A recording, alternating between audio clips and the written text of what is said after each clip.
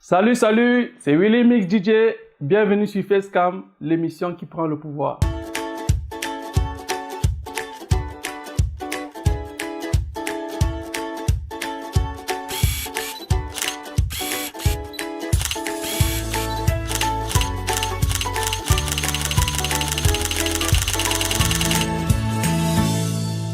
Face à la caméra des studios Bazor. Pour mieux te connaître, 3 traits de ton caractère.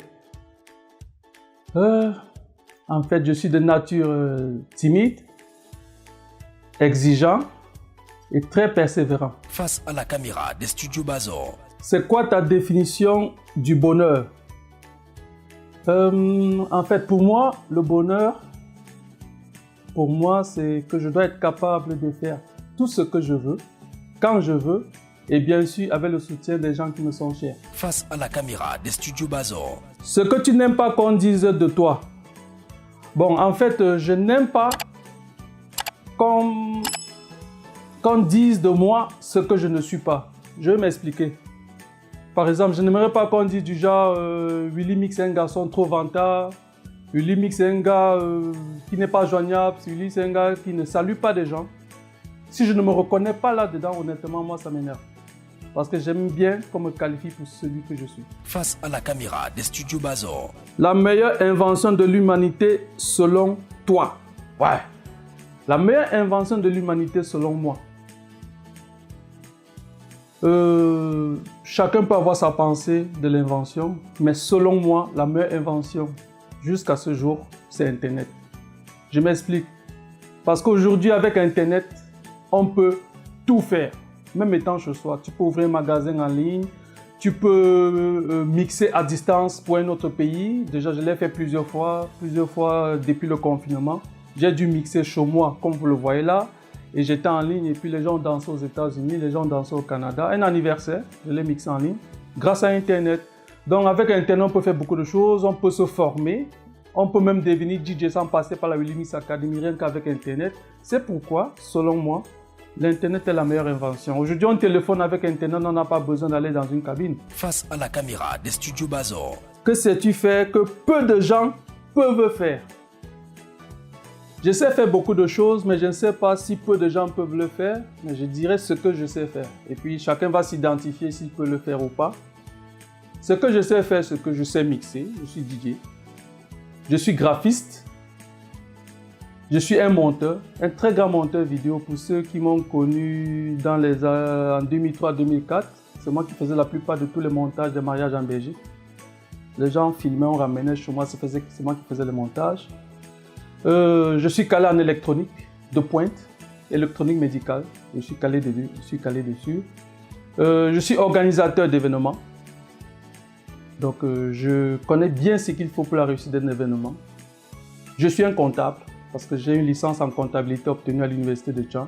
Donc je sais bien comment gérer mes comptes, comment gérer les comptes d'une soirée. Donc pour ne dire que ça. Donc, maintenant, peut-être qu'il y a des gens qui peuvent faire la même chose, mais pour moi, voilà ce que je sais faire, que je suis presque sûr que beaucoup ne savent pas le faire.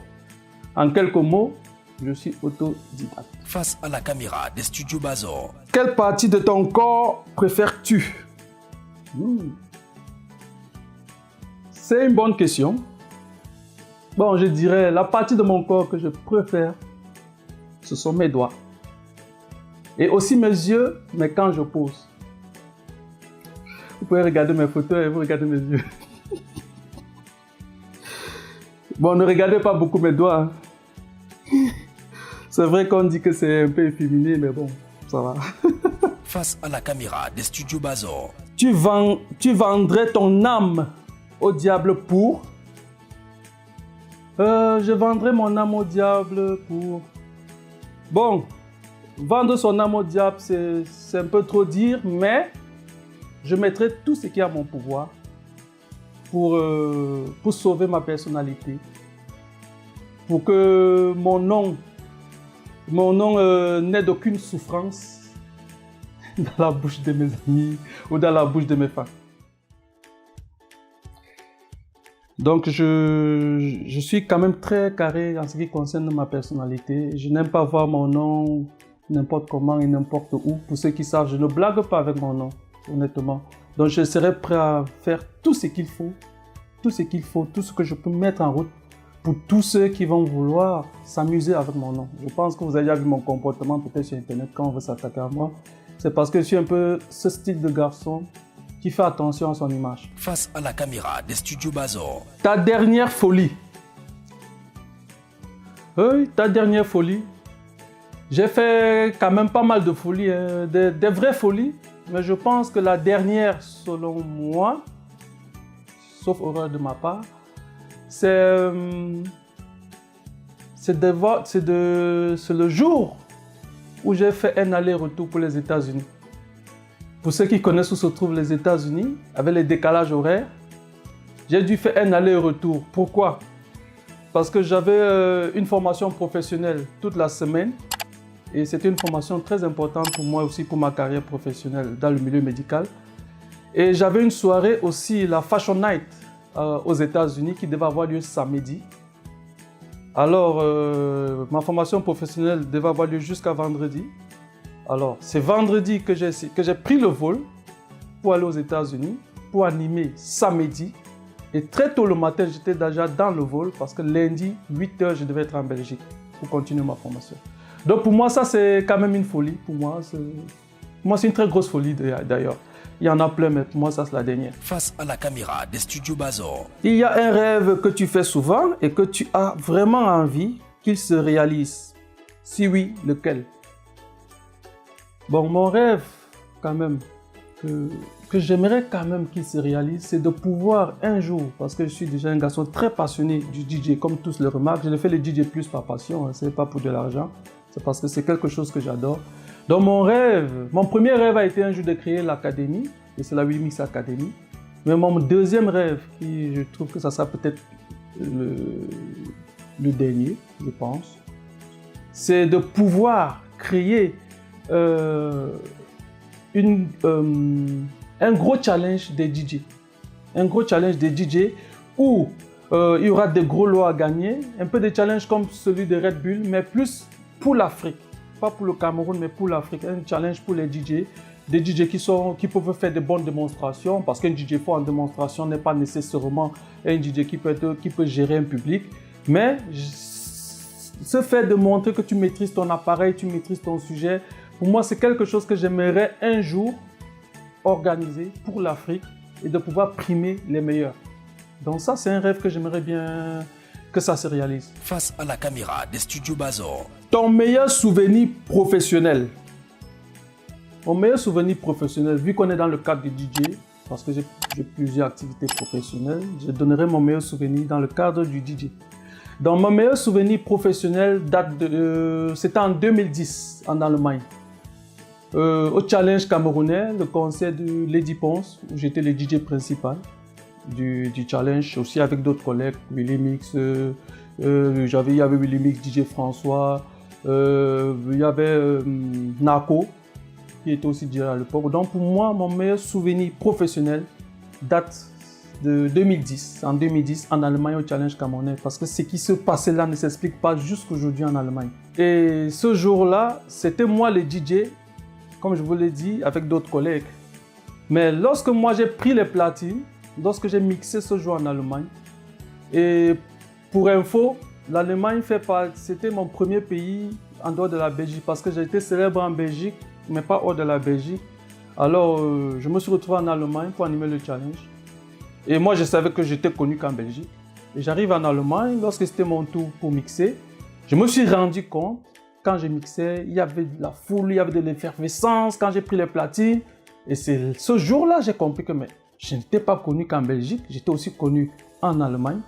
Et j'ai eu la chair de poule, je te jure, c'était terrible. C'était, pour moi, je ne sais pas si je vais dire horrible, mais positivement, je ne pouvais pas imaginer qu'un DJ pouvait être célèbre dans un autre pays. Et qui, moi encore avec ma timidité, franchement, ça m'a fait chaud au cœur. Face à la caméra des studios Bazor. Quelle est la différence entre un DJ et un bon DJ selon moi? Bon, c'est une très bonne question. Donc, la différence entre un DJ et un bon DJ, c'est quoi selon moi? Parce que chacun peut avoir sa vision. Je dis bien selon moi. À la Willy Mix Academy, nous formons des DJ Principalement, moi, je forme des DJ. Et qu'est-ce que je forme? Je les montre la base, comment mélanger des sons, comment faire la différence entre les BPM, comment synchroniser parfaitement un son, manuellement et non en automatique, parce qu'il y a la version automatique, mais je apprends plus le manuel. Donc, un DJ qui sort de chez moi est un DJ parce qu'il maîtrise toute cette base-là, mais il n'est pas un bon DJ. Parce que pour être un bon DJ, il faut de l'expérience. Donc pour moi, un bon DJ, la différence c'est quoi en fait? Un DJ c'est celui qui sait mélanger les sons, et un bon DJ c'est celui qui en plus sait mélanger les sons, mais sait choisir ses sons, sait s'adapter au public, c'est donner au public ce qu'il faut comme musique pour pouvoir garder le public plus longtemps sur une piste de danse. Mais bien sûr, tout ça passe par l'expérience, par la qualité du matériel. Donc pour moi, un bon DJ, c'est celui-là. C'est celui qui sait s'adapter, qui sait gérer son stress et qui sait s'adapter au public, qui sait à quel public il a affaire et savoir quelle musique il faut donner à ce public-là. Donc pour moi, c'est ça un bon DJ. Un bon DJ, c'est comme les vagues. C'est comme les vagues. Donc, en quelques mots, un bon DJ, c'est celui qui est capable d'éclairer sa scène physiquement et musicalement parlant. Face à la caméra des studios Bazor. Devrait-on te considérer comme un DJ ou un événementiel? Moi, je préfère qu'on me considère comme un DJ. Et je vais expliquer pourquoi je préfère qu'on me considère comme un DJ. C'est vrai que j'ai fait les deux et j'essaie de le faire vraiment de qualité. J'essaie de le faire professionnellement et bien. Mais pourquoi est-ce que je choisis plutôt qu'on me considère comme un DJ?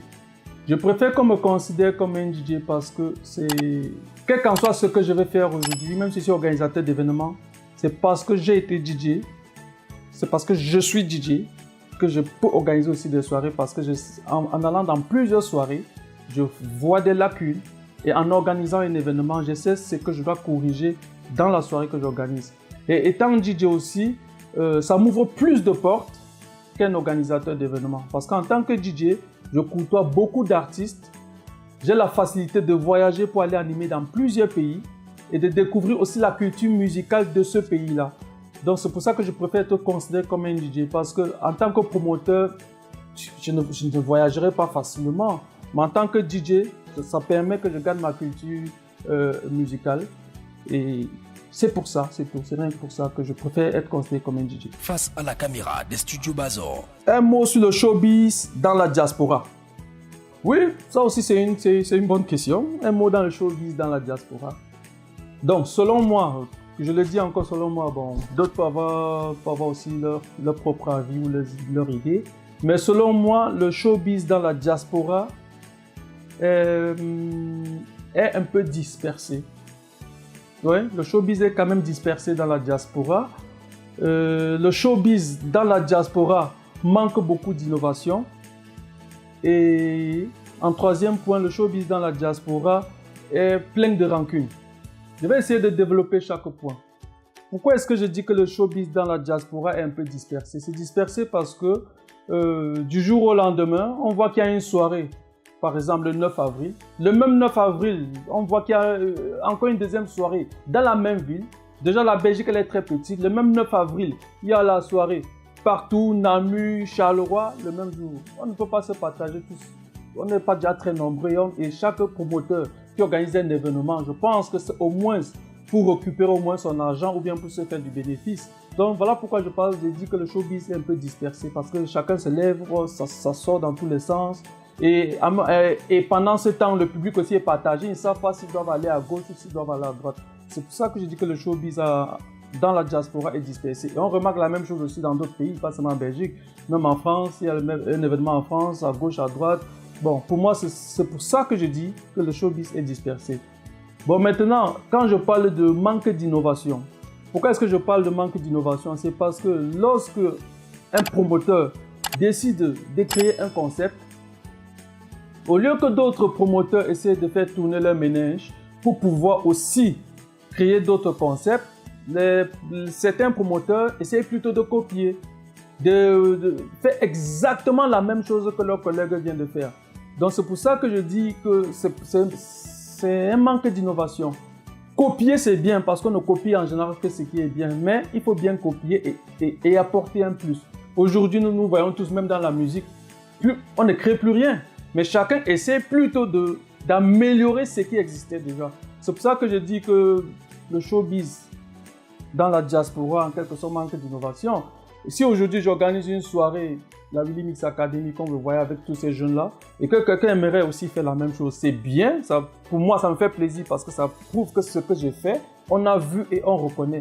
Mais je serais encore plus content si cette personne pouvait apporter un plus ou à défaut corriger tout ce que j'avais comme faille, il corrigeait chez lui. C'est ce qu'on attend tous pour grandir. Donc c'est pour ça que je le dis, comme je l'ai dit tout à l'heure, que pour moi le showbiz peut-être manque d'innovation. Apprenons à innover. Bon, maintenant, j'ai aussi dit que le showbiz dans la diaspora, selon moi, était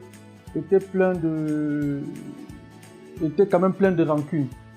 Pourquoi est-ce que je dis que c'est plein de rancune? Je dis que c'est plein de rancune parce que on a remarqué dans nos différentes soirées dans la diaspora et plus particulièrement en Belgique, des gens organisent des soirées si X ou Y n'est pas venu à sa soirée.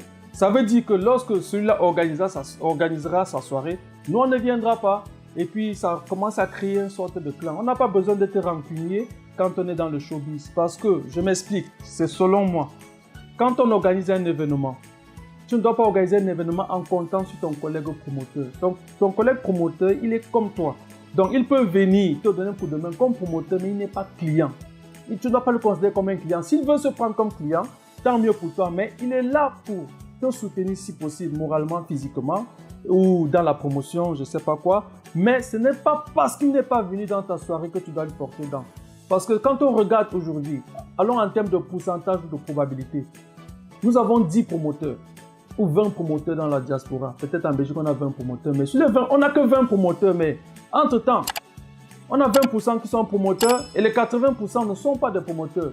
Donc je pense que lorsqu'on organise un événement, il faut plus miser sur ces gens qui veulent s'amuser. Parce que lorsqu'on organise un événement, c'est pour que les gens viennent s'amuser. Quelqu'un qui se sent stressé après le boulot et que tu lui présentes un bon produit, il viendra s'amuser.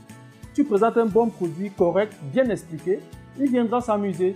Donc n'organisons pas les événements parce que si Pierre n'est pas venu, ok, je t'attends au tournant. Ou bien Pierre est venu chez moi, il n'a bu que de l'eau, alors moi je n'irai pas chez lui. Ou si je pars chez lui, je veux boire que de l'eau. Bon, tu peux boire l'eau, c'est ton problème. Mais retenons que quand tu présentes un bon produit à un client, le client se présente, même s'il avait pris de l'eau.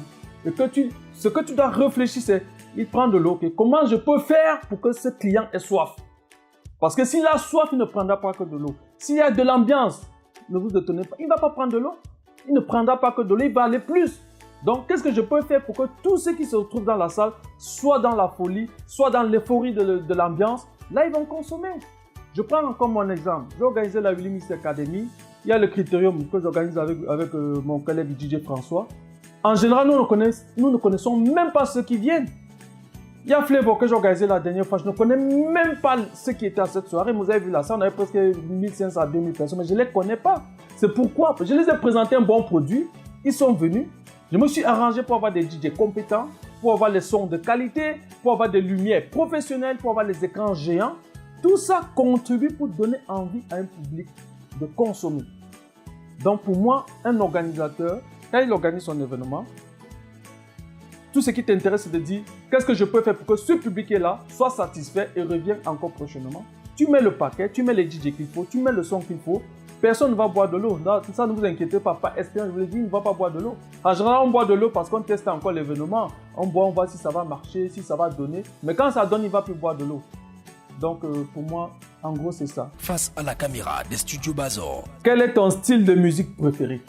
Mon style de musique préféré, en général, en tant que DJ, normalement, j'aime toutes les musiques. Mais s'il faut aller parler de préférence, mon style de musique préféré, ce sont des musiques entraînantes. C'est-à-dire des musiques qui ont beaucoup d'énergie, des musiques qui font bouger, des musiques qui mettent de l'ambiance. Donc, pour moi, c'est ça. Pour moi, c'est mon style de musique. Si vous remarquez peut-être quand je suis DJ dans une soirée, en général, c'est de l'ambiance. Si on essaie de voir ma playlist, toutes mes musiques sont des musiques qui bougent, qui dansent, qui font sauter. Ça, c'est mon style de musique en fait que j'aime quand je suis en soirée en fait. Face à la caméra des studios Bazor. Y a-t-il un disque que tu recherches en particulier? Si oui, lequel? y a-t-il un disque que je recherche en particulier? Si oui, lequel? Comme je vous ai dit au début, concernant la meilleure invention de l'humanité, c'est Internet. Donc aujourd'hui, je ne peux pas dire entre tel que si un disque me manque, je suis en train de chercher, parce que quand j'ai besoin de quelque chose, à travers Internet, je l'aurai. Bon, maintenant, si je veux revenir dans le cadre des souvenirs, je dirais qu'un disque que j'ai envie, parce que les vinyles, j'ai travaillé longtemps avec les vinyles, que j'aimerais bien voir ici poser le vinyle d'un artiste. Ça serait les musiques qui m'ont bercé. Ça serait une musique qui m'a bercé pendant l'enfance parce que j'écoutais beaucoup mon papa jouer cette musique et j'ai appris à écouter les musiques de ce genre. Ça sera par exemple le disque de Joe Dassin. Joe Dassin, oui, j'aimerais bien avoir son disque accroché ici. Je pourrais aussi parler, il y en a plusieurs, mais je pourrais aussi parler du disque de Daouda. Daouda, ça c'était très écouté chez nous à la maison. Donc s'il fallait rechercher un disque, rien que pour mettre pour décoration, je chercherais ce disque-là. Mais s'il faut parler de musique, je sais où les trouver facilement. Face à la caméra des studios Bazor.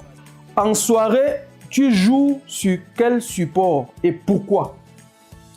Bon, en soirée, je joue sur quel support et pourquoi?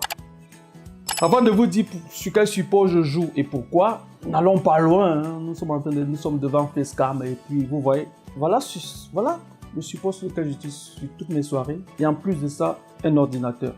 Pourquoi est-ce que je choisis ces supports-là? Déjà, je choisis ce support et surtout l'ordinateur parce qu'avec l'ordinateur, j'ai facile à rechercher une musique. Ce n'est pas comme avant parce qu'avant, avec le CD, c'était quand même un peu compliqué. Je vais développer déjà le côté ordinateur, je reviendrai sur les appareils. Déjà au niveau de j'aime l'ordinateur parce que j'ai facile à rechercher une musique. Avec un ordinateur, j'ai facile à aller avec toute ma base de données parce qu'en général, peut-être les gens ne le savent pas. Quand moi je pars à une soirée, je pars avec toute ma base de données. Déjà, seulement mon ordinateur, c'est 2 Tera. Donc imaginez 2 Tera seulement en musique. J'ai toutes mes musiques devant moi parce que je ne sais pas à quel public j'aurai affaire. C'est en fonction du public que je cherche, juste en tapant le titre, le nom du morceau, ma musique apparaît et je peux le mixer.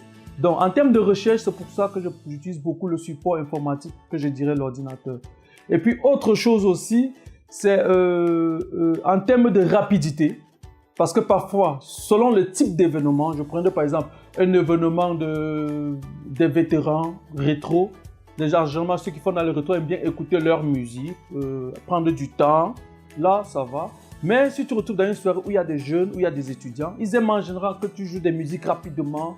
L'étudiant en général joue la musique, c'est la quantité qu'il veut parfois. Il veut que tu passes les musiques et ce n'est qu'avec un ordinateur que tu peux réussir à avoir des musiques chaque seconde. Tu peux même mixer minute par minute, 2 secondes. Avec un ordinateur, tu retrouves vite tes musiques et tu peux agencer. Et tu peux aussi bien préparer ta soirée via une playlist parce qu'une soirée se prépare.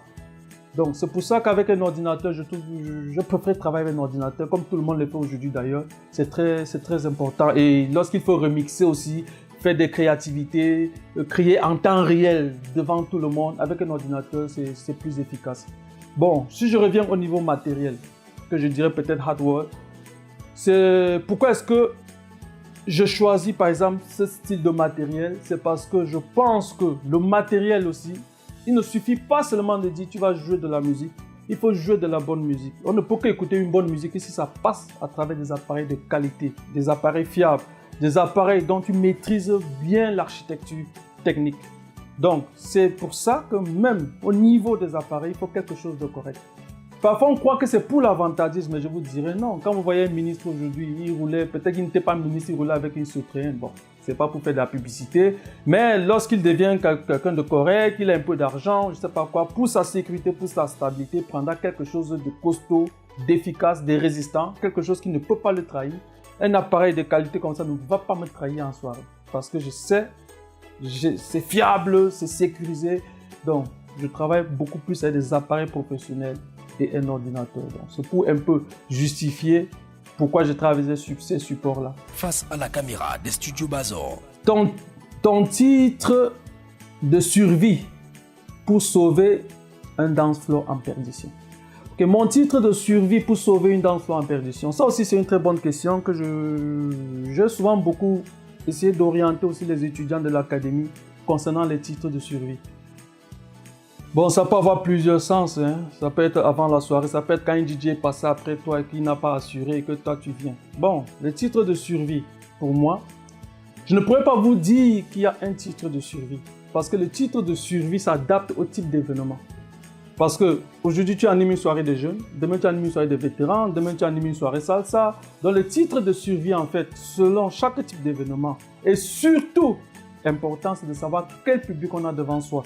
Parce que c'est en fonction de ton public que tu sais quel sera ton titre de suivi. Et le titre de suivi, en général, si je dois juste globaliser, ça doit être une musique connue par ton public. Très connue par ton public. Ça peut être un classique, comme ça peut être une musique qui est à la mode. Donc, un titre de suivi doit être ça. Ça veut dire que lorsque c'est ton tour de jouer, tu vois que la piste ne prend pas, tu dois jouer une musique connue par ton public. Là, tu es sûr, tu joues une séquence de musique connue par ton public après, tu peux faire danser sur d'autres sons. Un DJ professionnel est capable d'adapter le public aussi à ses musiques, mais les titres de suivi, ça c'est vraiment important, c'est de dire qu'est-ce que je peux prendre pour allumer mon public, pour chauffer mon public. Et dès qu'ils sont chauds, je peux continuer à m'amuser sur d'autres musiques. Donc c'est ça, donc il faut toujours une musique qui s'adapte au public et au type d'événement. Donc, si vous me demandez aujourd'hui quel est mon titre de suivi, je vous dis c'est vague, c'est grand, parce que j'adapte mon titre de suivi par rapport à chaque événement. Mais le point commun, c'est que ça doit être une musique connue et reconnue par le public que j'ai en face. Face à la caméra des studios Bazor. Comment gères-tu l'intérêt des gens qui te suivent et te soutiennent? Ça aussi, c'est une bonne question. Comment est-ce que je gère l'intérêt des gens qui me suivent ou qui me soutiennent? Je le gère de plusieurs façons et c'est ma méthode à moi. J'essaie d'être accessible parce que d'aucuns ont peur de m'affronter, je ne sais pas pourquoi. Donc, j'essaie de montrer à tout le monde que je suis une personne normale. Je ne suis pas le Willy Mix qui va fuir des gens. Donc, j'essaie d'être accessible au maximum.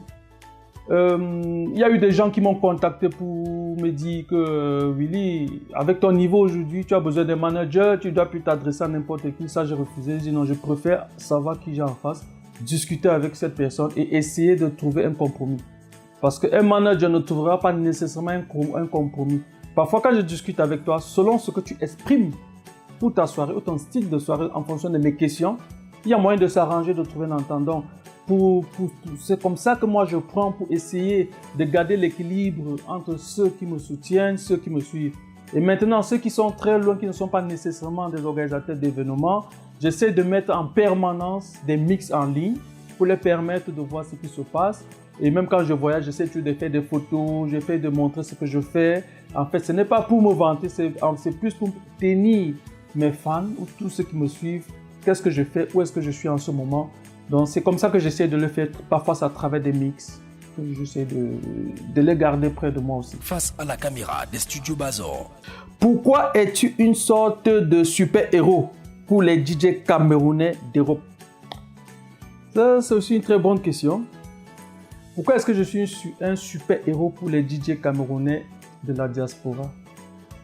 Dire super-héros pour moi, c'est un peu trop dire. C'est un peu trop dire. Même si les gens me considèrent comme un super-héros, pour moi, je ne suis pas un super-héros. Je dirais plus que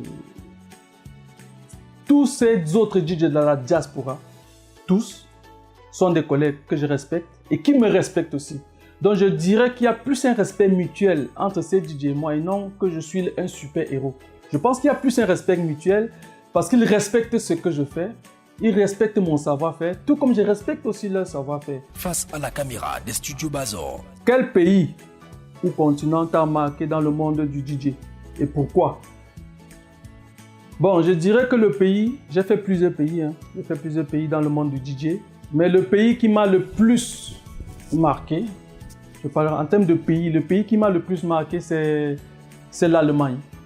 Comme je vous ai dit au début, l'Allemagne m'a beaucoup accueilli. Et l'Allemagne fait partie des premiers pays qui m'ont rendu célèbre. Ça, je le dois beaucoup à l'Allemagne. Peut-être qu'ils ne le savent pas. Je profite pour leur parler de ça. C'est l'Allemagne qui m'a rendu célèbre. Je suis Willy Mix international aujourd'hui à cause de l'Allemagne. Comment?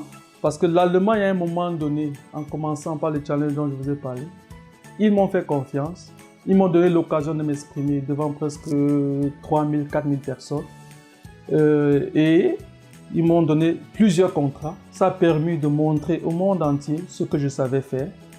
Donc, même si je suis célèbre aujourd'hui, c'est grâce à l'Allemagne. Et jusqu'aujourd'hui, Mes plus gros contrats que j'obtiens en Europe, en termes de nombre et en termes de paye, c'est l'Allemagne. En Europe, c'est l'Allemagne qui me paye mieux que tous les autres pays. C'est l'Allemagne qui me donne le plus de contrats jusqu'à ce jour dont je vous parle. Et l'Allemagne me respecte beaucoup, j'ai beaucoup de respect pour eux. Je profite pour leur dire merci pour ce qu'ils ont fait pour moi. Et si je parlais de continent, je parlerais des États-Unis. Pourquoi les États-Unis? Les États-Unis, déjà, j'ai l'accueil. L'accueil là, c'est différent. Je ne savais pas que je pouvais être reçu comme ça aux États-Unis. Alors aux États-Unis, quand on vient avec une limousine pour t'accueillir, en soirée, ils ont du respect pour les DJ. Ils ont beaucoup de respect pour les DJ. Contrairement à l'Europe, je veux dire, ils respectent beaucoup les DJ. En Amérique, le DJ est un artiste. Il te respecte à ta juste valeur. Il paye le cachet que tu demandes. Donc je dirais que le continent américain quand même aussi fait partie des continents qui m'ont marqué. Donc je parlerai des États-Unis et je parlerai aussi de l'Allemagne. Voilà les deux pays qui m'ont marqué. Bon, je néglige pas les autres pays. Ouais, bon, on essaie de voir là où la balance a pesé le plus. La Belgique aussi a fait beaucoup pour moi parce que la Belgique les promoteurs de la Belgique m'ont rendu national, mais l'Allemagne m'a rendu international. Face à la caméra des studios Bazor. Dis-nous quelque chose qu'on ne sait pas sur toi. Quelque chose qu'on ne sait pas sur moi. Mais peut-être qu'on sait, mais je pense peut-être qu'il y a peu de gens qui le savent. Je suis Willy Mix. Oui, tout le monde sait que je suis Willy Mix. Mais je vous dirais aussi que tout le monde me voit. Ouais, c'est Willy Mix. Mais il y a une petite précision. Peut-être que ce n'est pas important, mais je préfère que les gens le sachent puisqu'on veut savoir quelque chose sur moi. C'est que je suis, entre guillemets, un anglophone. J'ai la culture anglophone. J'ai été élevé par les anglophones. J'ai fréquenté avec les anglophones. J'ai étudié une partie en anglais. Je ne connais pas beaucoup de villes francophones au Cameroun. Et quand je parle de connaître, ça ne veut pas dire que je ne connais pas Bafoussam. Je veux dire, je n'ai pas vécu. J'étais toujours de passage, peut-être parce qu'il y avait un problème de documents, ou je devais aller faire peut-être des achats. Mais j'ai plus vécu dans la zone anglophone. J'ai étudié en anglais, comme je vous ai dit. Une partie de mes études en anglais. Tous mes amis sont des anglophones. Donc, c'est peut-être pourquoi vous avez peut-être remarqué, peut-être vous n'avez pas compris. C'est pourquoi dans la plupart de mes soirées, 60% de mon public sont les anglophones. Peut-être on n'a pas remarqué parce qu'eux, ils me connaissent, ils savent qui je suis. 60% de mon public en général sont des anglophones. Vous avez vu au Critérium, l'événement que je vous ai dit tout à l'heure que j'organise avec DJ François, vous avez remarqué que le Critérium est bilingue. La présentation se fait en anglais, c'est parce que j'ai cette culture anglophone que je veux continuer à le préserver. Et beaucoup d'invités qui viennent au Critérium, vous avez remarqué, il y a beaucoup des anglophones, il y a des Anglais qui arrivent, il y a des Américains qui arrivent. C'est parce qu'en fait, entre guillemets, ils viennent soutenir leurs frères anglophones, aussi francophones, pour ne pas dire que oui, on soutient les anglophones. Non, bon, en fait, c'est parce qu'il y a déjà cette petite communion. Face à la caméra des studios Bazor. Un DJ ou promoteur qui t'a marqué. Un DJ, beaucoup de DJ m'ont marqué. Je ne dirais pas qu'il y a... Beaucoup de DJ m'ont marqué quand même, beaucoup. Et beaucoup de promoteurs aussi m'ont marqué. J'ai aussi beaucoup copié de certains promoteurs. Mais s'il fallait quand même que je dise un DJ qui m'a marqué, d'aucuns vont croire que ouais, c'est mon frère. Non, il y a un DJ qui m'a marqué, c'est DJ François. DJ François a des qualités que je ne trouve pas chez d'autres. Quand on parle de qualité, ça ne se limite pas au mix, il y a beaucoup d'autres choses aussi, il y a le comportement, il y a des trucs qu'on ne retrouve pas peut-être chez d'autres DJ. Donc DJ François fait partie des DJ qui m'ont marqué. Il y a aussi un deuxième DJ en Allemagne, que je préfère le mettre aussi dans la liste, c'est DJ Frankie. Il y a DJ Frankie, il fait partie des promoteurs ou créateurs de Ebony Event. Ouais, ce DJ-là, on a presque le même parcours. Il est un peu diversifié, il fait pas mal de choses, mais dans la discrétion. Donc, voilà. S'il faut parler des DJ qui me marquent ou qui continuent à me marquer, il y a DJ François et il y a DJ Ebony. D'autres m'ont marqué aussi, mais s'il faut peser un peu plus, je citerai ces deux noms-là. Bon, si on veut parler de promoteurs, je ne sais plus s'il y a un promoteur qui me marque aujourd'hui, mais il y a un promoteur qui m'a marqué et qui continue parfois de me marquer, que beaucoup ne considèrent pas comme un promoteur, mais moi je considère comme un promoteur. Bon, je dirais promotrice, pour vous guider déjà. C'est Betty Ngonga. Parce que c'est une femme qui, quand elle organise, ou quand elle a eu à organiser, parce qu'elle a fait pas mal de spectacles, elle ne reste pas fermée sur elle-même, elle essaie d'ouvrir. Elle ouvre son événement à tout le monde, à l'Afrique, à l'Europe. Donc c'est pour ça que je peux dire que ça fait partie elle fait partie des promoteurs, je dirais peut-être promotrices, qui m'ont marqué jusqu'à ce jour, parce que c'est une femme courageuse, c'est une femme qui sait mettre le prix pour obtenir ce qu'elle veut. Donc, en gros, c'est ça. Même il y a beaucoup d'autres promoteurs, mais j'essaie quand même, d'autres vont dire les abandonner. Non, j'essaie, je fais la balance et je vois celui que je suis prêt à copier ou celui que je suis prêt à fonctionner avec en fait. Face à la caméra des studios Bazor. Avec quel artiste aimerais-tu passer les vacances? Des vacances? Bonne question. Avec quel artiste j'aimerais passer les vacances? Déjà, pour moi, quand on parle de vacances, moi je suis dans un milieu professionnel, je parlerai des vacances professionnelles aussi également. S'il y a un artiste que j'aimerais vraiment passer des vacances avec, ça doit être un artiste qui a de la vision. Ça doit être un artiste qui regarde sur le long terme. Ça doit être un artiste qui participe aussi au développement de son pays ou de l'Afrique. Pour moi, ça c'est un artiste que j'aimerais bien passer les vacances avec. Pourquoi? Parce que pendant notre période de vacances, j'ai envie de savoir comment est-ce qu'il fait. Comment est-ce qu'il a fait pour atteindre ce niveau-là? Comment est-ce qu'il a fait pour investir? Comment est-ce qu'il a fait pour gagner la confiance de l'Afrique? Comment est-ce qu'il a fait pour développer son pays? En gros, c'est ça pour moi un artiste avec qui je peux passer les vacances. S'il faut donner le nom d'un artiste qui entre quand même dans ces critères que j'ai besoin pour pouvoir passer les vacances avec un artiste, ça serait Akon. Akon, l'Américain, le Sénégalais. Nous avons tous vu ce qu'il est en train de faire au Sénégal. Il est en train de construire une ville futuriste. Pour ceux qui ne savent pas, peut-être aller encore regarder. Je trouve ça vraiment génial. Il est en train de développer son pays, en quelque sorte l'Afrique. Donc, un artiste comme ça, pourquoi est-ce que je n'aimerais pas passer des vacances avec? Parce que j'aimerais bien savoir comment est-ce qu'il fait. Parce que j'aime ceux qui peuvent m'apporter un plus. J'aime fréquenter ceux qui peuvent me faire grandir, ceux qui peuvent m'apporter une valeur ajoutée. Et Akon fait partie de cela. Donc, s'il faut passer des vacances avec un artiste, ça serait un artiste qui entre dans ces critères-là. Face à la caméra des studios Bazor. Avec quel artiste aimerais-tu passer ta nuit? Ou tes nuits, ou ta nuit? Un artiste que j'aimerais passer ma nuit avec, je suis dans un cadre professionnel.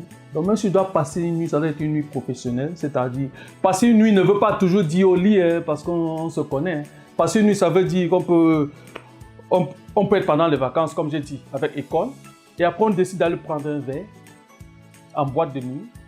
On se retrouve le matin, on devrait passer une nuit ensemble. On prend un verre après une bonne discussion d'échange ou je ne sais pas quoi, qui permet de grandir. Après, on va prendre un verre dans une boîte de nuit de la place. C'est aussi ça, passer une nuit. Ce n'est pas toujours être dans un lit. Donc, pour moi, je serais prêt à passer une nuit aussi avec un artiste qui entre dans ces critères-là, ces critères que j'ai donnés. Parce que le but pour moi de passer la nuit, c'est de dire tout ce que tu m'as expliqué en journée là, ça ne me suffit pas. Bon, il faut que je te mette devant un pot, allons en boîte, allons au restaurant. Comme ça, je continue à profiter de tout ce que tu peux me donner comme sagesse pour que je puisse grandir. Donc, tout artiste qui entre dans ces critères-là, il n'y a pas de souci. Face à la caméra des studios Bazor. Il se dit sur les réseaux sociaux que tu serais en relation avec Lady Ponce. Ouais, si cette question n'avait pas apparu, ça allait m'étonner. Bon.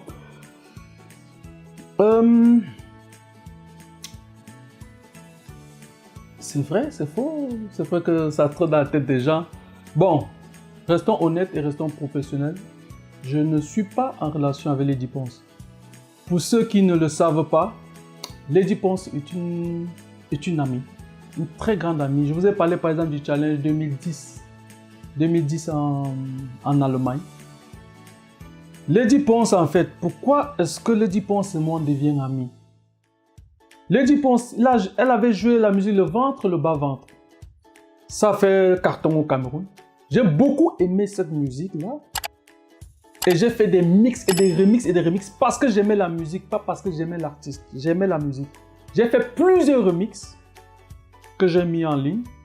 Les gens ont téléchargé, les gens ont aimé. Et c'est à cause de ces remixes que j'ai fait que lorsqu'on programme Lady Ponce en Allemagne, au challenge en 2010 en Allemagne, c'est les promoteurs qui essayent de nous mettre en relation parce que Lady Ponce, elle a la mode. Il y a aussi un DJ qui est en train de cartonner avec les mix et c'est comme ça qu'on nous met en mode ensemble.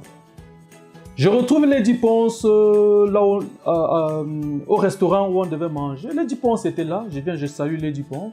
Je dis bonjour Lady Ponce, je suis très fan de vos chansons. Il dit ah oui, j'ai dit oui. J'ai dit c'est moi les Willy Mix. Je me suis présenté, c'est moi Willy Mix. Ah, elle dit oui, j'ai vu un nom comme ça passer sur les réseaux. C'est tout ce qu'elle a dit. Et j'ai dit à Lady Ponce que Lady Ponce, tu es une star et je te respecte beaucoup. S'il y a moyen de me tenir la main, ça me ferait plaisir. Parce que c'était la première fois que je sortais de la Belgique pour aller à l'extérieur. Moi, j'ai toujours animé en Belgique, mais ma première sortie, comme je vous ai dit, c'était l'Allemagne. J'ai dit ça à Lady Ponce. Lady Ponce, oh, s'il y a moyen, tiens-moi aussi la main. J'ai aussi envie de devenir star comme toi. Lady Ponce, elle a fait comme si elle n'avait pas écouté. Elle a continué à manger. Donc on arrive, bon moi ça me disait rien. Donc on est arrivé au challenge devant tout le public. Elle faisait son show, je faisais mon travail de DJ. Après elle m'appelle sur la scène. Mais donc elle n'a pas oublié ce que je lui ai dit quand on mangeait. Elle m'appelle. Je tremblais, je paniquais, c'est quand même une star. J'arrive, elle me présente au public. Elle me fait danser, elle chante mon nom. Elle chante, elle chante, elle chante, elle chante. Et c'est en 2010, ce jour, pendant qu'elle chante mon nom, elle me dit « Doudou », que tout le monde aujourd'hui pense que c'est un nouveau truc. C'est en 2010 qu'elle prononce ce nom Doudou. Bon, elle aime bien, quand elle est sur la scène, elle essaie de se mettre dans son film et tout dans... Ouais, c'est comme ça qu'elle est. Et oh, je cherche un mari, mais je ne cherche pas vraiment un mari, c'est pour mettre l'ambiance. Oh, Doudou, viens. C'est comme ça qu'elle m'appelle Doudou ce jour-là. Et dès que je suis ressorti de ce concert, j'ai donné un DVD à Lady Ponce. J'ai dit à Lady Ponce que voici un DVD que j'ai fait pour ton best-of pour toi. Tiens. Dès qu'elle a pris ce DVD, elle a écouté, elle est arrivée chez elle, elle m'a retéléphoné pour me dire merci. Et c'est ça que beaucoup d'artistes parfois oublient de le faire. Savoir dire merci à un DJ. Lady Ponce m'a dit merci. Ok. J'ai dit waouh. Voilà au moins un artiste qui est reconnaissant. Il n'y a rien de particulier. Le jour que j'ai eu ma première fille, on sonne chez moi. J'ouvre la porte et puis c'est Lady Ponce. Je ne m'attendais pas à voir Lady Ponce chez moi. Lady Ponce est là. Et je suis sûr que c'était avec la complicité de Guy Métan, parce que Guy Métan et moi, on est des frères de sang. Je vois Lady Ponce qui apparaît. Oui, Willy, j'ai appris que tu as un enfant. Je viens faire un coucou à ton enfant. Depuis ce jour, j'ai compris que Lady Ponce et moi, c'était la famille. Donc, dire aujourd'hui que je sors avec Lady Ponce, c'est trop dire, non. Voilà un peu l'histoire. Lady Ponce et moi, aujourd'hui, on est un, on est une famille. Je suis prêt à faire tout pour elle.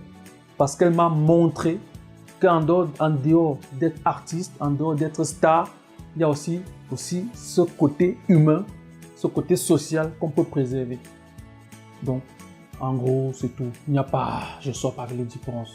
Arrêtons un peu, c'est ma sœur d'une autre mère. Face à la caméra des studios Bazor. Tu te vois comment dans 10 ans? Comme je l'ai dit au début, dans 10 ans, je me vois en train d'être un grand promoteur qui organise un grand spectacle pour les DJ africains qui viennent montrer leur savoir-faire, qui viennent faire des démonstrations.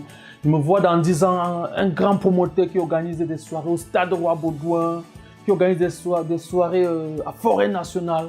C'est comme ça, je me projette comme ça, dans 10 ans.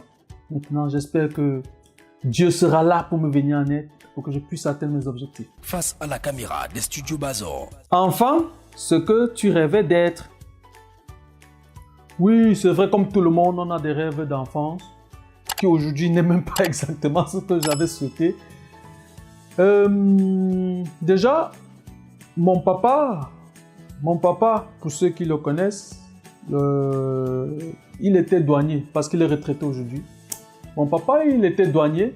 Et le fait qu'il était douanier, ça faisait que, bon, le voir toujours en tenue, Je vois avec ses collègues qui venaient chaque fois en tenue. Lorsqu'il y avait les défilés du 20 mai, tout ça, je partais, je voyais mon papa défiler en tenue. Il y avait des militaires, il y avait des gendarmes, il y avait des policiers. Alors je me voyais plus tard en train d'être un général de l'armée, un grand dans l'armée. Ça, c'était mon rêve d'enfance, être dans l'armée. Bon, comme Dieu propose, comme l'homme propose, Dieu dispose, je dirais comme ça. Mais je me suis retrouvé en train d'être dans l'électronique, d'être dans la comptabilité, d'être dans la médecine. Mais mon rêve d'enfance, c'était d'être dans l'armée. Face à la caméra des studios Bazor. La personne la plus connue dans ton répertoire. Bon, la personne la plus connue, j'ai plusieurs personnes qui sont connues dans mon répertoire, mais la personne la plus connue quand même dans mon répertoire, quand je dis connu, il est connu par les médias, il est connu par tout le monde, que son nom quand même ne passerait pas inaperçu pour ceux qui suivent quand même l'actualité. C'est un artiste. Ça peut aussi ne pas être un artiste, mais dans le cas présent, c'est un artiste. Ça peut aussi être une autre personne. C'est un artiste. Et cet artiste, il vient du Nigeria. C'est Burna Boy. Donc, c'est un artiste qui vient du Nigeria, qui fait fureur en ce moment et qui est beaucoup aimé par les Africains, par les Européens. Mais en termes de connaissances ou en termes de popularité, en me basant de mon téléphone, de mon répertoire, c'est un artiste qui s'appelle Burna Boy, qui est le plus connu. Face à la caméra des studios Bazor. Quelques mots d'amour dans ta langue. Bon, quelques mots d'amour dans ma langue. C'est vrai que, avant de parler de ma langue, il faut que les gens sachent, je suis un garçon d'Undé, je suis Banganté. Même comme tout le monde dit que je suis un faux Banganté, parce qu'on ne voit pas en Willy Mix un vrai Banganté. Bon, je suis un Banganté, je vous le dis officiellement. Je suis un Banganté. Je vous le dis officiellement. Bon, c'est vrai, plus Banganté du côté des anglophones. Hein? Bon, ça va, je vous les ai déjà dit, raconter l'histoire. Donc, je suis un Banganté. Et un mot d'amour en ma langue, je dirais mon cousine. Donc, je vous aime, mon cousine. Face à la caméra des studios Bazor. Merci à Facecam. Pourquoi est-ce que je leur dis merci? Et si vous avez écouté quand même des questions qui sont... J'aime des gens qui prennent leur travail au sérieux. Et Facecam fait partie de ceux-là. Ils sont dans la persévérance. Ils prennent leur boulot au sérieux. Ils ont du matériel équipé pour. Et il n'y a pas beaucoup comme Facecam qui essayent de donner de la visibilité aux gens comme nous. Parce que c'est vrai, on va dire Willy Mix, oui, il est connu, mais n'oublions pas, je suis connu à mon niveau. Et Facecam, entre guillemets, si vous connaissez Studio Bazor, c'est quelqu'un qui a un public. Mais je ne suis pas peut-être nécessairement connu par son public, mais à travers Facecam, j'ai la chance qu'on me découvre aussi. J'ai aussi la chance que son public me découvre. Donc, je dirais merci quand même à Facecam pour cette initiative qui essaye de mettre de la lumière sur tous ces jeunes Africains qui nous sommes pour qu'on puisse nous voir et qu'on puisse nous valoriser davantage. Merci Facecam.